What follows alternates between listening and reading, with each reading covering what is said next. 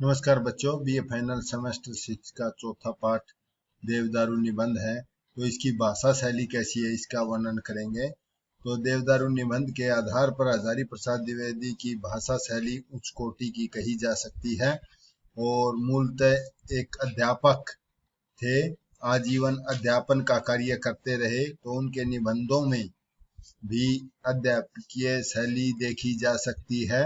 वे अपने पांडित्य का प्रदर्शन करते हुए भी सहज और सरल भाषा का प्रयोग करते हैं। केवल गंभीर विषयों के लिए उनकी भाषा गंभीर रूप धारण कर लेती है, लेकिन ऐसे सतलों पर भी वे भी एक कुशल अध्यापक के समान अपनी बात समझाने का प्रयास करते हैं। तो द्विवेदी जी ने अपने इस निबंध में भले ही खड़ी बोली का प्रयोग किया हो, लेकिन हम इसे साहित्यिक भाषा कह सकते हैं। साहित्यिक खड़ी बोली तो इसकी भाषा भावों की अभिव्यक्त करने में पूर्णतः समर्थ है। उपयुक्त निबंध के आधार पर भाषा शैली की विशेषताएं इस प्रकार है। पहली है संस्कृतनिष्ठ भाषा। द्विवेदी जी को संस्कृत का अच्छा ज्ञान था और वे संस्कृत के बहुत बड़े विद्वान थे, इसीलिए उन्होंने इस निबंध में संस्कृत भाषा का प्रयोग किया, लेकिन उन्होंने सभी ऐसे तत्सम शब्दों का प्रयोग किया है जो प्रचलित थे। उन्होंने कठिन और अप्रचलित शब्दों द्वारा भी अपनी भाषा को कठिन नहीं बनाया और उनकी भाषा कठिन नहीं बल्कि अत्यधिक प्रभावशाली बन पड़ी है। इस संदर्भ में निबंध के एक उदाहरण द्रष्टव्य हैं, जैसे पता नहीं किसने इस पेड़ का नाम देवदारू रख दिया है। नाम निश्चय ही पुराना है, कालिदास से भी पुराना, महाभारत से भी पुराना है। सीधे ऊपर की ओर उठता है, इतना ऊपर की पास वाली चोटियों से भी ऊपर उठ जाता है। एकदम सलोक को भेद करने की लालसा से नीचे शाखाएं मृत्यु लोक को अभयदान देने की मुद्रा में फैली चली जाती है, मानो वह कह रही हो कि भय नहीं, मैं जो हूँ। तो इस प्रकार उनकी भाषा में सहज सरल खड़ी बोली का प्रयोग किया है। संस्कृत मिश्रित तत्सम शब्दों का प्रयोग किया है और मिश्रित भाषा का प्रयोग किया है, लेकिन द्विवेदी जी ने केवल तत्सम प्रधान शब्दावली का प्रयोग नहीं किया, अनेक सतलों पर उन्होंने तद्भव देशज शब्दों का भी प्रयोग किया।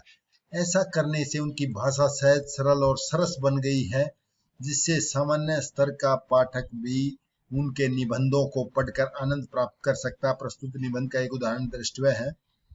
हमारे गांव में एक पंडित जी थे, अपने को महाविद्वान मानते थे। विद्या उनके मुंह से फचाफच निकला करती थी। शास्त्रार्थ में वे बड़े बड़े दिग्गजों को हरा देते थे, विद्या के जोर से नहीं, फचफचाहट के आघात से। प्रतिपक्षी मुंह पोंछता हुआ भागता था, अगर कुछ कैडे का हुआ तो दैनिक बल से जय पराजय का निश्चय होता था। इस प्रकार उनकी भाषा तत्सम तद्भव शब्दों की थी और उचित वाक्य विन्यास है उनका। वाक्य विन्यास जैसे वाक्य होते हैं तीन प्रकार के, दो प्रकार के, रचना के आधार पर और अर्थ के आधार पर।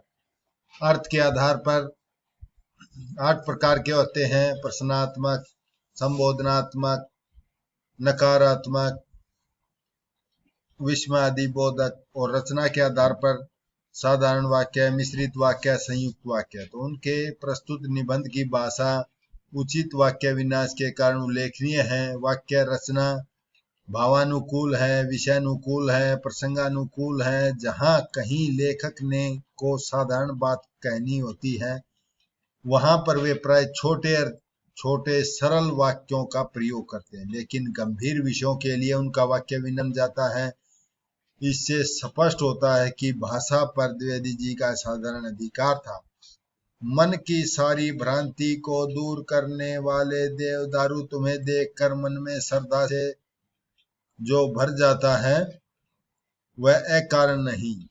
तुम भूत भगावन हो, तुम बहम मिटावन हो, तुम भ्रांति नसावन हो, तुम्हें दीर्घ काल से जानता था पर पहचानता नहीं था, अब पहचान भी रहा हूँ। तुम देवताओं के दुलारे हो, महादेव के प्यारे हो, तुम धन्य हो। और उन्होंने अपने निबंधों में उदाहरणों का भी प्रयोग किया है। द्विवेदी जी ने अपने कथ्य को स्पष्ट करने के लिए विभिन्न उदाहरणों का प्रयोग करते हुए कहा है कि कारण यह है कि उन्होंने भारतीय इतिहास, नीति शास्त्र, संस्कृत आदि का गंभीर अध्ययन किया है, इसलिए वे सूत्र और उदाहरणों में का समुचित प्रयोग करते हैं। इसमें से एक और तो उनका कथन विश्वसनीय बन जाता, तो दूसरी ओर उनके पाठक का भी ज्ञान बढ़ता है। प्रस्तुत निबंध में उन्होंने कवि बिहारी और महर्षि जैमिनी के कथनों की उद्धृत किया है। कवि बिहारी का निम्नलिखित दोहा है: हो हरि बोरी बिरह बस के बोरो सब गाँव, कहाँ जाने ये कहत सरही शीत कर नाव। तो इस प्रकार उन्होंने उदाहरणों का भी अपने निबंधों में प्रयोग किया है।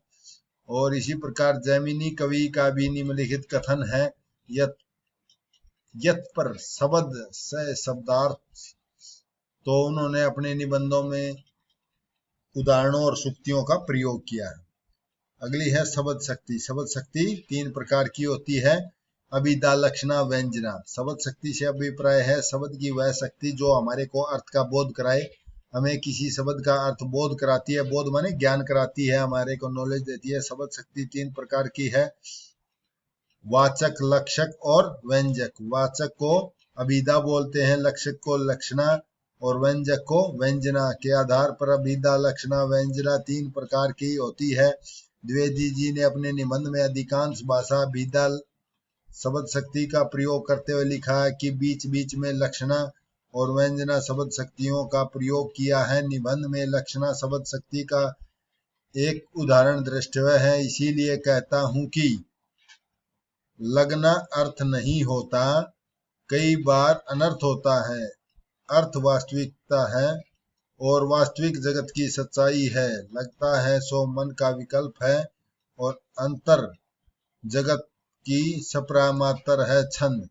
दोनों में कहीं ताल तुक मिल जाता है तो काम की बात होती है, नहीं मिलता है तो यह खेद की बात है। ताल तुक मिलना अर्थ है, न मिलना अनर्थ है। और लास्ट आ जाती है उसकी भाषा शैली। किसी भी रचना में कला पक्ष के संदर्भ में शैली से अभिप्राय ढंग और तरीके से है जिसके माध्यम से कोई रचनाकार अपनी बात कहता है। उपयुक्त निबंध में विवेचनात्मक प्रधान शैली है इस निबंध की। देवदारू में विवेचन किया गया है और इसके मुख्य रूप से लेखक ने विवेचनात्मक शैली का प्रयोग किया है। इसके साथ ही लेखक ने निबंध स्वयं को अभिव्यक्त करते हुए आत्मकथात्मक शैली और उदाहरणों का प्रयोग करते हुए उद्धरण शैली का प्रयोग किया है। ललित निबंध होने के कारण निबंध में विक्षेप, प्रभाव और व्यंग्य शैलियों का भी प्रभाव हुआ है। निबंध की शैली का एक उदाहरण है नीचे: जहां बैठकर लिख रहा हूं वहां से ऊपर की ओर पर्वत पृष्ठ पर देवदारू वृक्षों का सोपान परंपरा सी दिख रही है। जैसे मोहक शोभा है वृक्ष और भी हैं, लोगों के नाम भी बताए हैं पर छिप गए हैं, दिखते हैं आकाश चुंबी देवदारू, ऐसा लगता है ऊपर वाले देवदारू वृक्षों की फुनंगी पर से लुढ़का दिया हो। जाऊं तो फुनंगियों पर लौटता हुआ हजारों फीट नीचे तक जा सकता हूं अनायास, पर ऐसा लगता ही भर भगवान न करे कोई सचमुच लुढ़का दे, हड्डी चूर चूर हो जाएगी। जो कुछ लगता है सचमुच हो जाए तो अनर्थ हो जाए, लगने की बहुत सी बातें गलत लगती हैं। तो भाषा शैली की दृष्टि से उनका यह उत्कृष्ट निबंध है। निबंध की भाषा सर्वत्र प्रभावमयता है, लेखक की अपनी विशिष्ट शैली का बोध होता है।